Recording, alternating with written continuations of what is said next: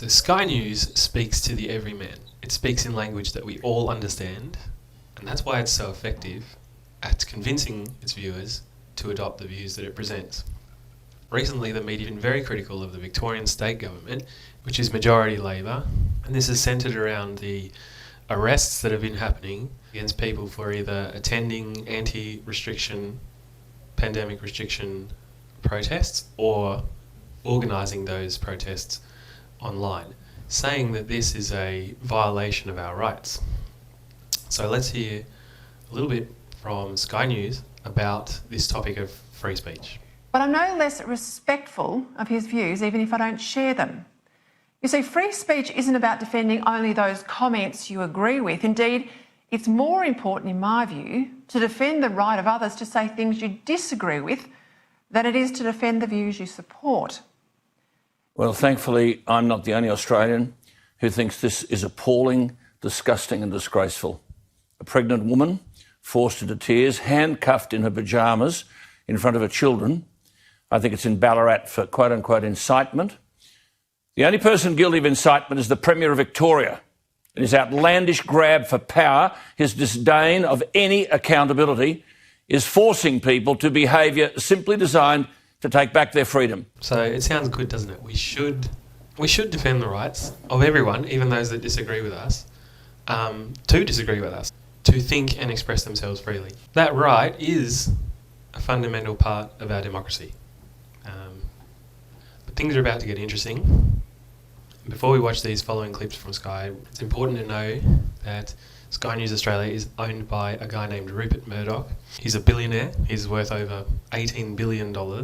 It's no secret that he's a big fan of the Liberal Party and backs them to win at election time. He's also a board member and a shareholder in Genie Oil and Gas. So when it comes to protests and activists expressing concern about pollution in the Australian environment, what does Sky News have to say about freedom of speech then?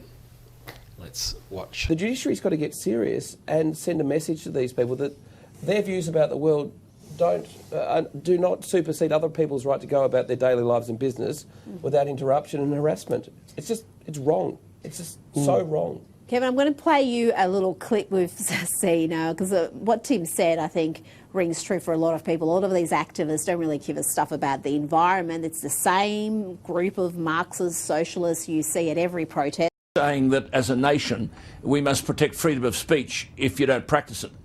Peter and I will be having a lot more to say about the progressive erosion of this most central of all freedoms, freedom of speech. As you know, in this country, freedom of speech is the property of the left. They can say whatever they like about you and get away with it. But the other side of politics is vilified, demonised and intimidated in order to be silenced.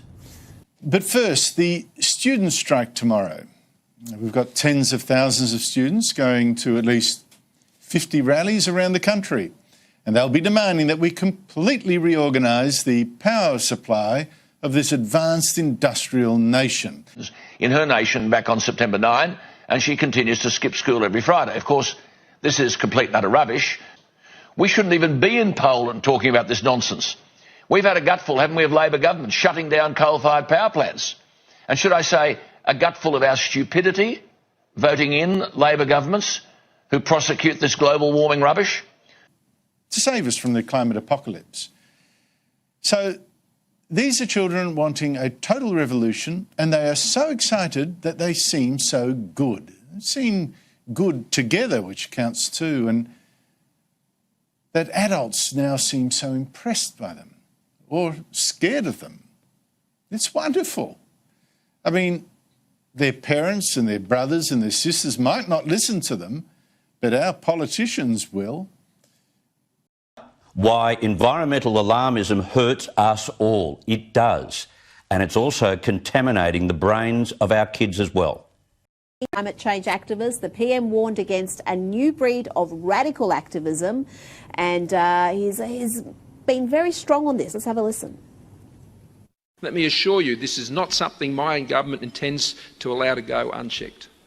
Together with the Attorney-General, Christian Porter, we are working to identify serious mechanisms that can successfully outlaw these indulgent and selfish practices that threaten the livelihoods of fellow Australians. So I hope that helped you see why I don't think Sky News deserves your attention. And please let me know if you'd like me to make more videos like this one. God bless.